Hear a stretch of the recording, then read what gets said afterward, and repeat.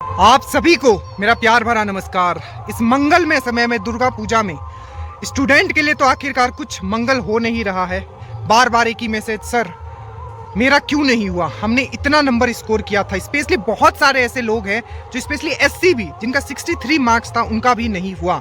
तो आखिर चीजें जो गलत कहाँ हो रहा है, हम सीएसबीसी से मांग करेंगे कि इतनी मेहनत दिन रात हम लगे रहते, हमारे स्टूडेंट लगे रहते, आखिरकार जो भी गलतियां हुई है उनका वो जवाब दे। अगर उनको लगता है कि पूरी तरीके से ट्रांसपेरेंट हर चीज हो रही है, पारदर्शिता है हर चीज में, तो जो मोस्ट इंपॉर्टेंट चीज है क्वेश्चन पेपर, ओएमआर सीट आप नहीं दे सकते हो। हम समझते हैं कि आप नहीं दे सकते हो, आपका देने के लिए तो आप कुछ भी कर सकते हो, ठीक है, कोई बड़ा बात नहीं है। बीपीएससी देता है, ऑब्जेक्शन भी राइज किया जाता है। आप 100 नहीं 300 रुपया ले लीजिए, ठीक है, 3 गुना कर लीजिए, बट एक चीज आप जरूर कीजिए, क्वेश्चन पेपर, ओएमआर सीट और अपना आंसर आप जरूर बताया करें कि आपने आंसर किसको माना है।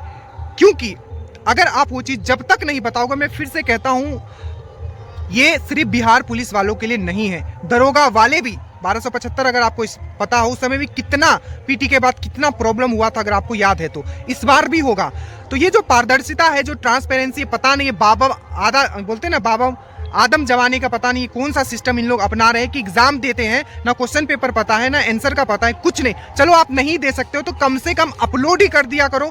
100 के जगह 300 रुपया ले लो, अपलोड कर दो क्वेश्चन पेपर, ठीक है, उसके साथ उसका ओएमआर सीट और आपका जो आंसर सीट है वो भी अपलोड कर दो। और साथ ही साथ जो ये बात आ रहा है कि इतने सारे नंबर जो आपके सिलेक्टेड कैंडिडेट के जो सीक्वेंस दिख रहा है, इसका जस्टिफिकेशन क्यों नहीं आप दे रहे हो। आपके लिए कुछ भी नहीं है, बट जो एक स्टूडेंट पूरा जी जान लगा के 60-1.5 साल से पढ़ रहा है, उसका बस इतना एक बोलते हैं एक उम्मीद है कि सर मैं एक जॉब लूंगा, उसके बाद मेरे घर का भी हालत सही होगा।